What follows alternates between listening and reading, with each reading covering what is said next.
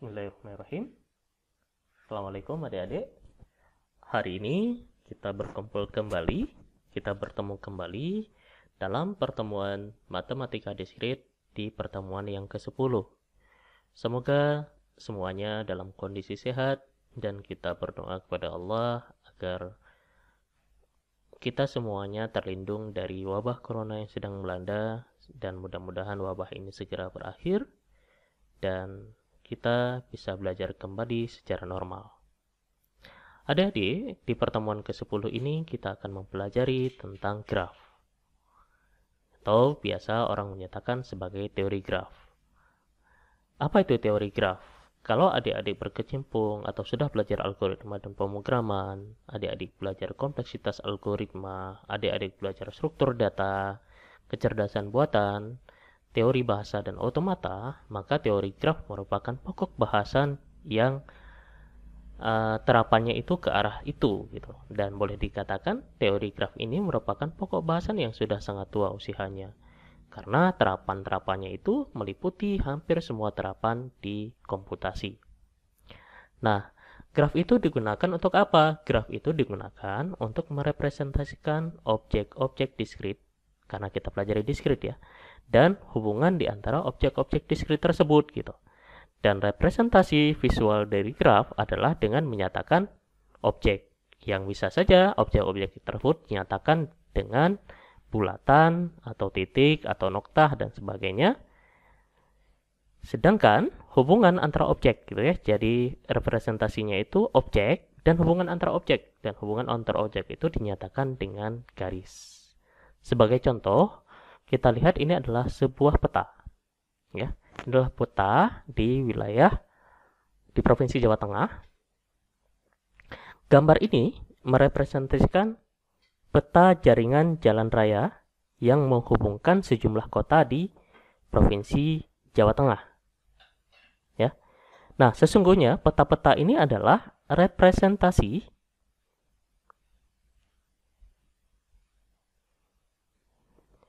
atau graf, representasi graf yang dinyatakan, misalkan kota ini dinyatakan dengan titik ya, masing-masing kota dinyatakan dengan titik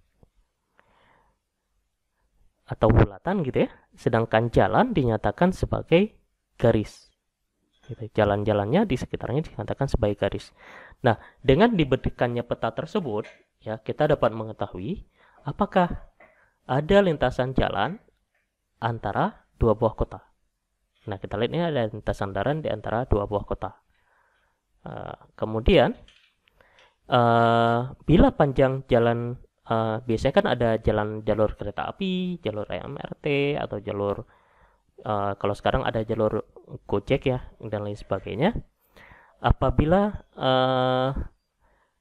panjang jalan kereta api antara dua buah kota yang bertetangga diketahui, kita juga dapat menentukan rute perjalanan mana yang tersingkat, misalkan dari kota Brebes ini ke misalkan ke Purbalingga.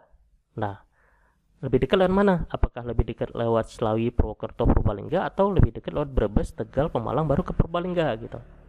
Nah, biasanya kan ada hitungan jaraknya. Nah, misalkan kalau kita naik Grab, kita naik kereta api, kita naik MRT dan lain sebagainya, maka ini sangat penting kita bisa tahu jaraknya gitu.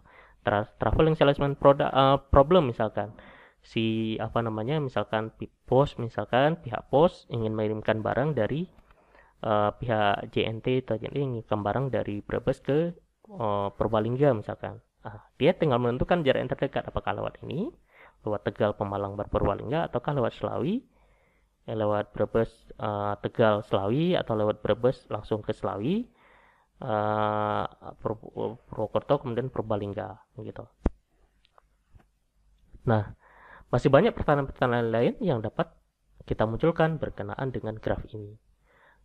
Nah, sebelum kita mempelajari teori graf lebih lanjut, ya, kita sebaiknya tahu dulu gitu, kilas balik mengenai sejarah dari graf, karena sejarah graf ini tadi dikatakan sudah sangat lama, itu dimulai dari abad ke-19. Kita lihat sejarahnya. Jadi awal-awal cerita gitu ya, eh, catatan sejarah mengatakan bahwa teori graf atau konsep graf ini diawali oleh sejarah masalah jembatan Königsberg. Jembatan Königsberg ini dia terletak di kota Königsberg, ya. Ini sejarahnya itu kalau tidak dimulai pada tahun 1736. Udah lama sekali ya. Jadi kota Königsberg ini letaknya di negara sebelah timur negara Rusia Jerman kalau tidak salah. Nah, itu terdapat sungai, ya, Sungai Pregal yang mengalir mengitari pulau-pulau di sekitar kota Königsberg tersebut, yang bercabang menjadi 2 buah anak sungai. Itu. Jadi ada 2 buah anak sungai ya. Dia bercabang menjadi 2 buah anak sungai. Dan ada 7 jembatan yang menghubungkan daratan yang dibelah oleh sungai-sungai tersebut, oleh 2 anak sungai tersebut. Ini ada sungai pertama, sungai kedua. Nah, ini ada 7 jembatan. Ada jembatan 1, jembatan 2, jembatan 3, jembatan 4, 5, 6, 7. Begitu ya. Nah, masalah jembatan tersebut adalah apakah mungkin melalui ke-7 buah jembatan itu masing-masing tepat 1 kali. Apakah mungkin misalkan orang melalui ke-7 jembatan itu tepat 1 kali gitu ya, dan kembali lagi ke tempat semula setelah melalui jembatan tersebut 1 kali gitu. Nah, sebagian penduduk kota saat itu sepakat bahwa memang tidak mungkin melalui jembatan itu hanya sekali dan kembali lagi ke tempat asal semula keberangkatan. Nah, tetapi ketika ditanya kenapa tidak mungkin, nah, mereka tidak bisa memberi penjelasan gitu. Mengapa demikian jawabannya gitu. Kecuali dengan cara ya dicoba-coba gitu. Jadi tidak ada pembuktian ilmiah bagaimana kenapa orang mengatakan bahwa oh ini tidak mungkin. Nah, kalau misalkan secara akademisi kan tidak bisa seperti itu. Harus ada penjelasan. Oh tidak mungkin itu kenapa? Mungkin oh itu kenapa? Alasannya apa? Nah, kemudian berdasarkan problem tersebut, pada tahun 1736 tersebut, seorang matematikawan Swiss gitu ya, itu berhasil menemukan jawaban dengan melakukan pembuktian yang sederhana, dengan membuktikan pemodelan matematika. Ia memodelkan masalah ini ke dalam graf. Nah, daratan ya atau titik-titik yang dihubungkan oleh jembatan itu dinyatakannya dengan titik-titik. Gitu ya, titik-titik, ada noktah. Yang disebut sebagai simpul. Gitu. Ini simpul. Kemudian dan jembatannya itu disimbolkan dengan garis. Jembatannya itu disimbolkan dengan garis. Yang disebut sebagai edge atau sisi. Kalau simpul tadi disebut sebagai vertex. Nah, kemudian setiap titik itu diberi label huruf gitu ya. Setiap titik diberi label huruf A, kemudian B, kemudian C gitu ya, dan D. Nah, grafnya itu kalau kita lihat diperlihatkan pada gambar ini. Gitu ya. Jawaban yang dikemukakan oleh matematikawan Swiss tersebut adalah orang tidak mungkin melalui ke-7 jembatan itu masing-masing 1 kali dan kembali lagi ke tempat asal keberangkatan jika derajat setiap simpul itu tidak seluruhnya genap gitu. Jika derajat setiap simpul itu tidak seluruhnya genap. Nah, yang dimaksud dengan derajat itu adalah banyaknya garis yang bersisian dengan titik. Banyaknya garis yang bersisian dengan titik. Gitu. Nah, sebagai contoh misalkan, simpul C di sini memiliki derajat 3. Kenapa derajat 3? Karena ada 3 buah garis, gitu ya. Ada 3 buah garis yang bersisian dengannya. Yang bersisian dengan simpul C itu ada 3 garis. Gitu. Kemudian simpul P dan D itu juga simpul B dan D itu berderajat 2. Kenapa berderajat 2? Karena ya yang ada 2 garis yang bersebelahan dengan simpul B tersebut dan simpul D tersebut. Sedangkan simpul A di sini berderajat 5 gitu. Karena tidak semua simpul berderajat genap gitu ya, karena yang lainnya tadi kan ganjil semuanya. Karena tidak ada simpul yang berderajat genap, gitu. Karena tidak semua simpul berderajat genap, maka tidak mungkin dilakukan perjalanan berupa sirkuit. Itu dinamakan juga dengan namakan sirkuit Euler. Dinamakan sirkuit Euler karena yang kawan Swiss itu yang menemukannya itu namanya Euler. Nah, artinya berarti tidak mungkin dilakukan perjalanan berupa sirkuit pada graf tersebut gitu. Nah, kelak kita nanti di slide berikutnya akan belajar lebih mendalam mengenai konsep derajat dan sirkuit terhadap pada konsep Euler ini gitu ya. Karena ya dia masuk ke bagian karena kita di pertemuan sekarang hanya baru menceritakan sejarahnya saja. Nanti di slide berikutnya kita akan bahas khusus tentang konsep Euler ini. Oke, kita lanjutkan. Ini ya, ini si Euler, Leonhard Euler gitu ya. Ini adalah peta Königsberg, problem Königsberg gitu ya. Dan kemudian dibuat simpul dan vertex, menjadilah sebuah sebuah konsep yang simpul vertex yang saling bersinggungan tadi. Kemudian, nah ini trennya ya sampai dibikin, kalau misalkan pernah lihat gambar-gambar ini di baju, nah ini adalah problem Euler, problem jembatan Königsberg bridge, Königsberg bridge Euler problem gitu ya. Oke. Nah, dari tadi atau dari sejarah definisi graf tadi kita sudah belajar sejarah graf. Sekarang kita akan bahas tentang apa itu definisi graf gitu ya. Secara matematis ya, graf itu didefinisikan sebagai berikut gitu. Dari definisi yang ada, graf itu didefinisikan sebagai pasangan himpunan. Kalau misalkan di sini kalau kita lihat himpunannya adalah pasangan himpunan V dan E yang ditulis dengan notasi Draftkey sama dengan V dan E. Yang dalam hal ini V adalah himpunan tidak kosong dari simpul-simpul atau vertex, disimbolkan juga dengan, dan E adalah himpunan sisi-sisi atau edge ya, himpunan sisi yang menghubungkan sepasang simpul tersebut gitu. Nah, di sini dinyatakan bahwa V tidak boleh kosong, sedangkan E boleh kosong gitu. V tidak boleh kosong, tetapi E boleh kosong. Jadi, sebuah graf dimungkinkan tidak mempunyai sisi satu buah manapun. Jadi sebuah graf dia dibolehkan tidak memiliki sisi satu buah pun. Tetapi simpulnya atau V-nya itu atau vertex-nya itu harus tetap ada, minimal satu. Nah, graf yang hanya mempunyai satu buah simpul tanpa satu pun sisi itu biasa dikatakan sebagai graf trivial.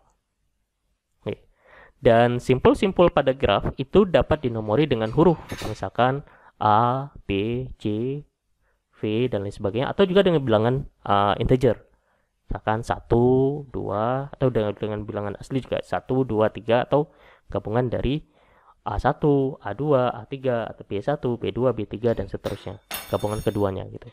Nah, sedangkan sisi yang E tadi itu yang menghubungkan simpul U dengan simpul V itu dinyatakan sebagai pasangan UV gitu, U dan V gitu ya. Sisi yang menghubungkan simpul U ya, simpul U dengan simpul V, misalkan ada dua simpul U dan simpul V itu dinyatakan dengan pasangan U dan V gitu ya. Oke. Atau dinyatakan dengan lambang misalkan E1, E2 dan seterusnya. Dengan kata lain, jika edge-nya atau jika sisinya itu adalah sisi yang menghubungkan simpul U dengan V, maka E dapat ditulis dengan E sama dengan V, V gitu ya. Oke, jadi secara geometri graf dapat digambarkan sebagai sekumpulan noktah atau simpul atau titik di dalam bidang yang dihubungkan dengan sekumpulan garis atau sisi. Jadi simpul-simpul ini kita simbolkan atau vertex ini kita simbolkan dengan titik, sisi-sisinya itu kita simbolkan dengan sekumpulan garis gitu. Oke, bisa ya, mudah-mudahan bisa dipahami. Oke, Kita lihat contoh 3 buah contoh graf sederhana. Inilah 3 buah contoh graf sederhana. Ada graf 1, ada graf 2, ada graf 3. Yang graf 1 termasuk graf sederhana, sedangkan graf 2 dan graf 3 itu termasuk graf yang agak tidak lagi dikatakan sederhana karena sudah ada graf ganda dan graf semu gitu. Kenapa semua ada titik seperti ini ya? Oke, kita lihat dulu contoh 1 pada gambar 2 ini. Gitu ya. Graf 1 itu adalah graf sederhana. Kita lihat vertexnya. Vertex tadi itu apa? Vertexnya tadi itu adalah titik-titik nokta. Berarti ada 1, 2, 3, 4. 1, 2, 3, dan 4. Kemudian edge-nya itu apa? Edge-nya itu adalah sisi-sisinya. Nah, sisi-sisinya itu yang mana sisi-sisinya? Berarti kan yang menggabungkan sisi-sisi itu adalah 1 dengan 2, kemudian 1 dengan 3, kemudian 2 dengan 3, 2 dengan 4, lalu 3 dengan 4 atau 4 dengan 3. Nah, itu adalah sisi-sisinya atau edge-nya. Gitu ya. Bisa ya? Bisa dipahami ya seperti ini ya.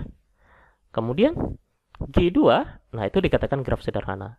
Sedangkan G2 itu adalah graf dengan himpunan simpul V dan sisi himpunan simpul vertex ya, himpunan simpul dan sisinya sebagai berikut. Misalkan di sini kita lihat G2 ini masih tetap sama ya, noktahnya atau vertexnya 1, 2, 3, dan 4 gitu.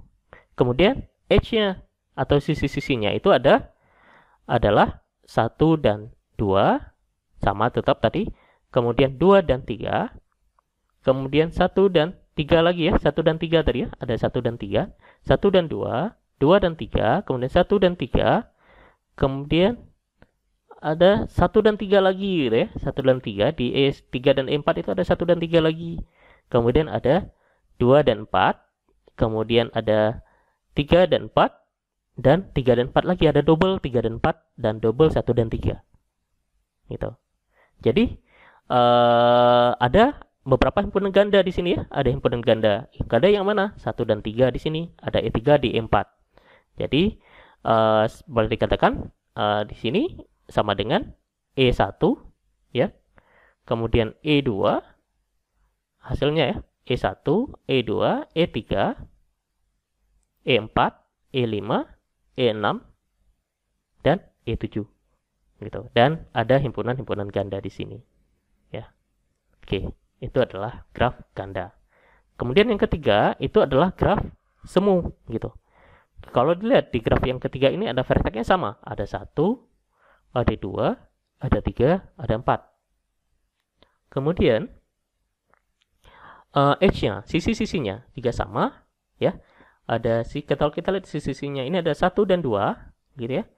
Kemudian 2 dan 3, kemudian 1 dan 3, kemudian 1 dan 3 lagi gitu ya di 4. Kemudian ada 2 dan 4 gitu. Kemudian ada 3 dan 4. Kemudian ada 3 dan 4 lagi, satu lagi, kemudian ada satu lagi. Nah, di sini ada yang saling namanya semu nih.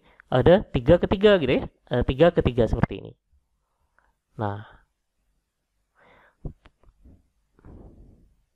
kalau tadi pada G2 itu 1,3 dan 1,3 dinamakan sisi ganda, karena kedua sisi ini menghubungkan dua buah simpul yang sama. Nah, pada G3 ini kita lihat ada di sisi E8 ini ada gelang gitu, atau dinamakan gelang, atau dinamakan loop gitu. Karena ia berawal dan berakhir pada simpul yang sama. Berarti karena ada gelang, ada loop seperti ini, maka dia dikatakan ia berawal dan berakhir. Kalau tadi kan berawal dan berakhir pada simpul yang berbeda kan. Kalau ini ia berawal dan berakhir pada simpul yang sama, sehingga dikatakan sebagai simpul dikatakan sebagai graf semu. Oke, mudah-mudahan bisa dipahami ya. Oke. Nah, tadi ya, ini balasannya. Jadi pada Q2 tadi, sisi E3, 1 dan 3, dan E4 ya, 1 dan 3, itu dinamakan sisi ganda. Ini multiple edge atau parallel edge, karena kedua sisi ini menghubungi dua buah simpul yang sama. Itu simpul 1 dan simpul 3. Sedangkan pada Q3 ini, sisi E8 itu 3 ya, 3 dengan 3 ya, simbol ketiga E8 ini namakan dengan gelang atau loop karena ia berawal dan berakhir pada simpul yang sama. Oke, mudah-mudahan bisa dipahami. Nanti bisa dibaca-baca lagi di slide yang saya berikan. Kemudian kita sedikit membahas tentang jenis-jenis graf. Nah, graf tadi dapat dikelompokkan menjadi beberapa kategori atau jenis, bergantung pada sudut pandang pengelompokannya. Nah, pengelompokan graf sendiri itu dapat dipandang berdasarkan ada tidaknya sisi ganda atau sisi kalangnya atau loop tadi, sisi ganda atau sisi loop tadi. Nah, jadi berdasarkan jumlah simpul atau berdasarkan orientasi arah pada sisi. Berdasarkan jumlah simpul atau berdasarkan orientasi arah pada edge tadi atau pada sisi tadi. Nah, berdasarkan ada tidaknya gelang atau loop tadi atau sisi ganda tadi, yang graf ganda itu kan tadi ada sisi ganda, kemudian ada graf semu tadi itu ada gelang atau loop tadi, maka secara umum graf disimbolkan atau digolongkan menjadi dua jenis. Yang pertama ada graf sederhana, ya, graf sederhana atau dikatakan sebagai simple graph. Nah, graf ini itu tidak mengandung gelang yang graf semu ya, maupun sisi ganda gitu, yang graf ganda tadi, sehingga dikatakan sebagai graf sederhana. Nah, G1 tadi pada gambar yang tadi ya, G1 ini dikatakan sebagai graf sederhana. Oke. G1 gitu ya, pada gambar tadi itu adalah graf yang sederhana. Nah, sedangkan graf yang tak sederhana atau unsimple graph itu adalah graf yang mengandung sisi ganda ya, ada sisi ganda atau gelang loop tadi gitu, sehingga dinamakan graf tak sederhana. Nah, pada contoh tadi graf ganda yang di G2 dan graf semu pada G3 itu masuk yang kondisi atau masuk dalam kategori unsimple graph gitu ya, atau contoh graf tak sederhana. Nah, contoh graf sederhana biasanya direpresentasikan pada jaringan komputer biasanya. Nah, simpul itu disimbolkan sebagai atau dinyatakan sebagai komputer, sedangkan edge-nya itu menyatakan saluran telepon atau internet untuk berkomunikasi. Karena saluran internet atau telepon itu dapat beroperasi pada dua arah. Kemudian pada graf sederhana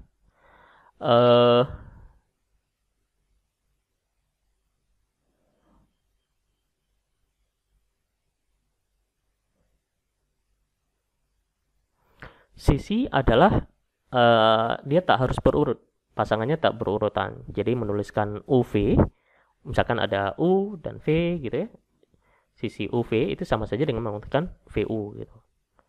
Atau kita dapat juga menyatakan graf sederhana itu dengan G sama dengan vertex dan edge gitu, terdiri dari himpunan tidak kosong simpul-simpul, dan E-nya itu adalah himpunan pasangan yang tidak harus saling berurut, yang berbeda, yang disebut dengan sisi.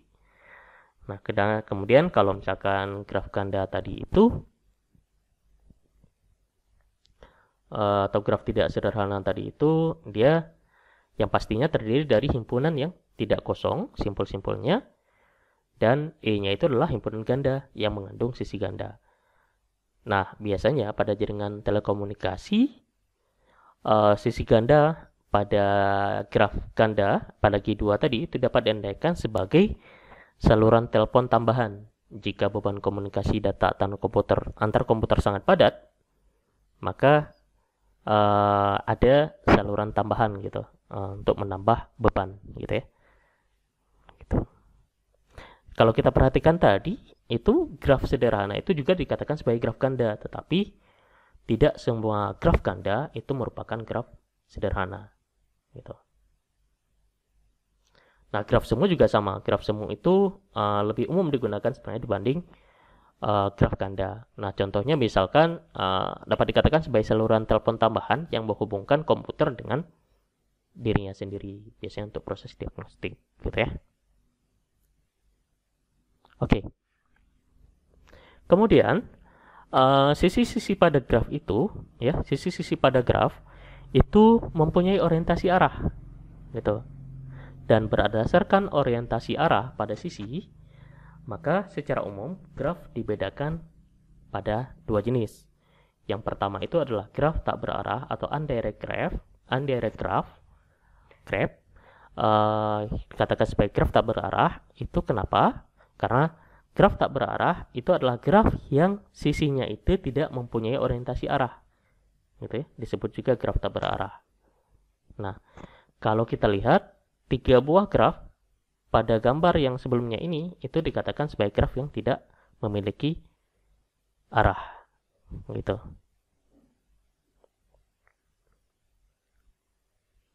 Kemudian yang berikutnya adalah graf yang berarah atau directed graph atau digraph.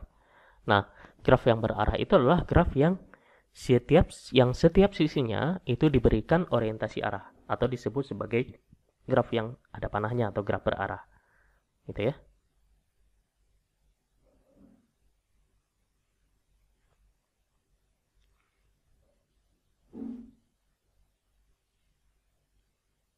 Nah, ini kita lihat, ini adalah contoh graf yang berarah. Dua buah gambar pada gambar 3 ini adalah contoh graf berarah. Yang pertama ada graf berarah yang pertama disimbolkan dengan tanda titik ya. Artinya di sini dari 2 ke 1 gitu ya. Kemudian ada 2 ke 4, kemudian 4 ke 3 gitu ya. Kemudian 2 ke 3, kemudian 3 ke 1 gitu ya. Kemudian 2 ke 1. Itu graf berarah. Kemudian ada 2 ke 1, kemudian 3 ke 2, kemudian yang ada beberapa yang ke 4 ke 3, kemudian 3 ke 4, kemudian ada beberapa yang ganda gitu, graf ganda berarah yang ke, artinya yang 3 ke 1 ini nggak hanya satu, ada 2, ada 3 pertama, 3 ke 1 yang pertama, ada 3 ke 1 yang kedua, sehingga dikatakan sebagai graf ganda berarah gitu ya.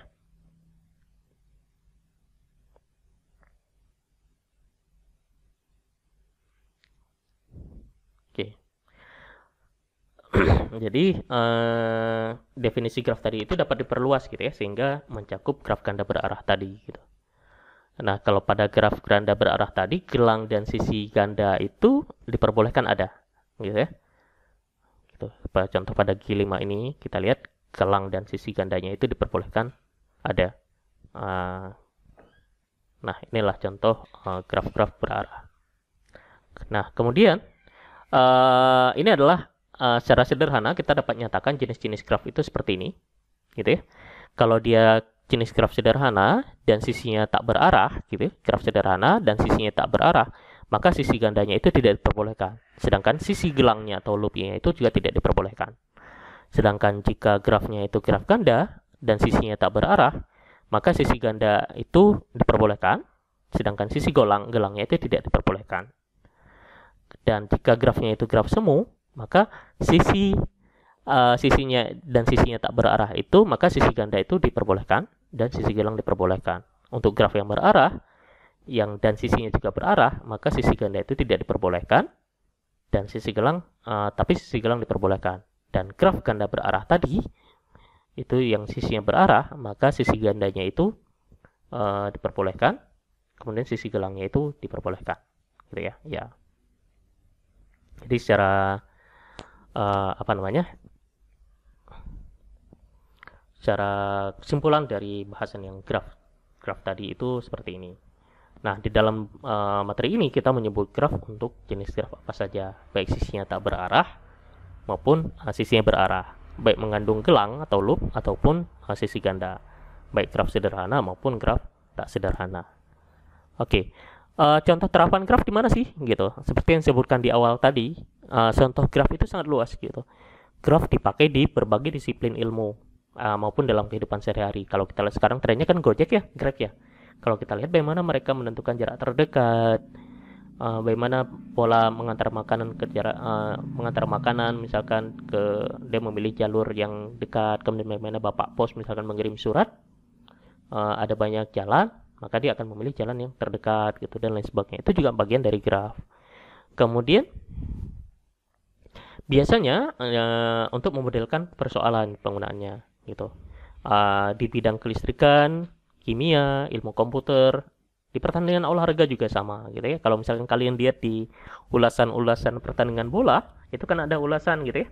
Ada ketika selesai permainan ada analisis. Dia pakai tanda panah gitu. Artinya si pemain itu menempuh jarak tempuh si pemain itu, dia lari itu ke arah mana aja selama sepanjang pertandingan.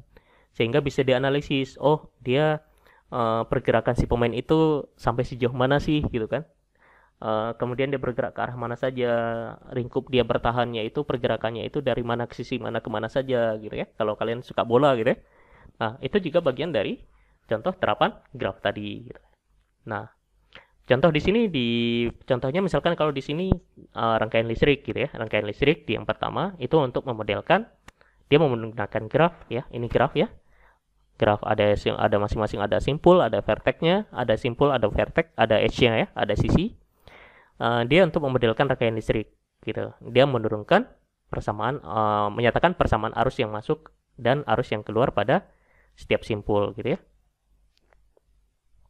Nah, dari sistem persamaan linear simultan ini dapat diperoleh atau dapat dihitung alur listrik yang mengalir pada setiap komponen gitu. Kemudian di mana lagi? Di isomer senyawa kimia karbon juga sama gitu ya. Kita dapat memodelkan molekul senyawa alkana misalkan di sini, untuk menghitung jumlah isomer, misalkan ada atom karbon, ada atom hidrogen, itu dinyatakan sebagai simpul. Kemudian ikatan atomnya itu misalkan C dan H, itu dikatakan sebagai sisinya gitu ya. CH ini dikatakan sebagai sisinya gitu. Nah, isomer itu sendiri itu adalah senyawa kimia karbon yang mempunyai rumus molekul sama, tetapi rumus grafnya itu berbeda gitu. Nah itu contohnya ya. Kemudian di mana lagi? Di jejaring makanan biologi gitu. Jejaring makanan kita tahu, bagi yang pelajari materi dasar itu ada namanya jejaring makanan ya. Ada jejaring makanan. Kemudian di mana lagi? Di basis data. Kalau kalian belajar basis data, ada di belajar basis data kan itu adalah terapan graf ya. Basis data ada panah-panahnya gitu, dari apa namanya, dari relasi antara A ke B gitu, relasi antara B ke C dan lain sebagainya. Ada transaksi gitu ya, basis data yang terpusat yang melayani beberapa transaksi yang dilakukan secara bersamaan gitu. Nah ada operasi pembacaan, ada operasi penulisan terhadap data yang sama gitu. Nah, itu juga apa namanya, bagian misalkan kalau basis data itu kan ada persoalan concurrent, misalkan deadlock gitu, transaksi saling menunggu transaksi yang lainnya, sehingga kadang sistem menjadi hang. Misalkan transaksi T1 akan membaca data B yang sedang ditulis oleh transaksi T2, sedangkan T2 akan membaca data A yang sedang ditulis oleh T1 gitu, dan akhirnya mereka saling menunggu gitu ya.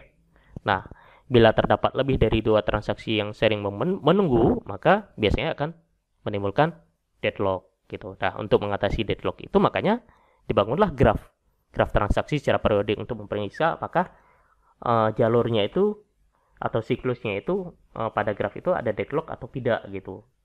Atau misalkan ada redundansinya enggak gitu dan lain sebagainya. Sehingga akan memudahkan proses proses untuk mengantisipasi deadlock tadi, atau kalaupun terjadi deadlock bisa ketahuan, oh jalur mana aja yang deadlock gitu ya. Gitu.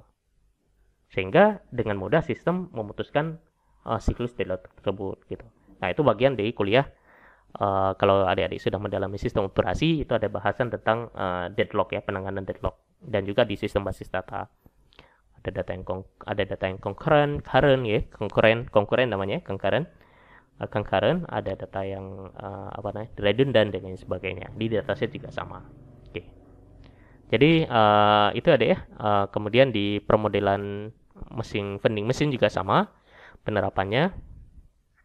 Kalau kita lihat di vending mesin misalkan di sini juga menerapkan teori graf gitu ya. Misalkan mesin ini menerima, misalkan ini kita lihat ada contoh vending mesin. Kalau kita lihat vending mesin itu ada di bandara-bandara ya.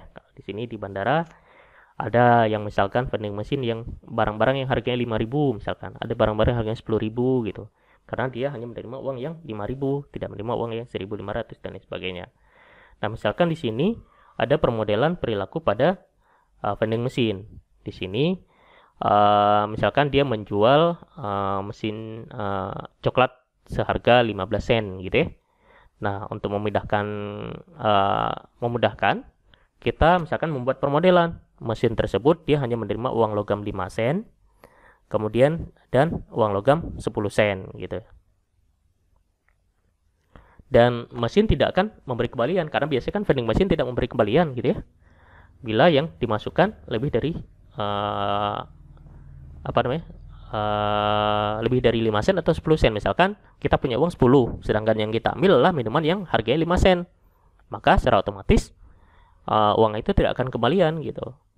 Sedangkan misalkan kita mau beli 10 sen, sedangkan uang yang kita punya misalkan di bandara, harga harga minuman itu ada 5.000 dan 10.000, kita masukkan uang 50.000 atau kita masukkan uang 20.000. Nah, tetap aja kita masukkan uang 50.000, kita pilih yang 10, tetap aja uang 50.000 itu tidak akan dikembalikan gitu. Itu adalah contoh terapan dari teori graf gitu. Oke, itu adik-adiknya contoh terapannya. Baik, jadi itu saja mungkin untuk pembelajaran teori graf kita pada hari ini. Adik-adik bisa baca lebih lanjut pada buku teks kita yang sudah buku teks matematika diskrit. Kemudian juga bisa membacanya dari slide yang saya berikan. Kemudian bisa juga mengulang-ulang dari video yang saya paparkan barusan. Dan sebagai tugas, sebagai tahapan bahwa adik-adik benar-benar memperhatikan apa yang saya sampaikan, adik-adik saya minta untuk mengerjakan latihan. Latihannya adalah gambarkan graf yang menggambarkan sistem pertandingan, sistem setengah kompetisi yang diikuti oleh 5 tim. Misalkan ada pertandingan sepak bola. Adik-adik diminta untuk menggambarkan graf yang menggambarkan sistem pertandingan setengah kompetisi. Gitu ya. Boleh untuk pertandingan sepak bola, voli, dan lain sebagainya. Jadi silakan adik-adik kerjakan dan dikumpulkan pada keesokan harinya pada jam 18.00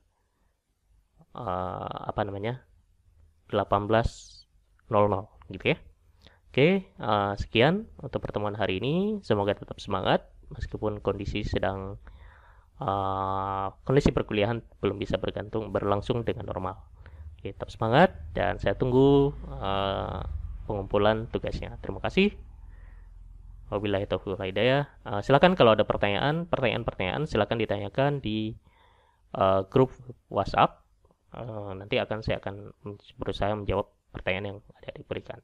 Terima kasih. Wabillahi taufiq wal hidayah. Assalamualaikum warahmatullahi wabarakatuh.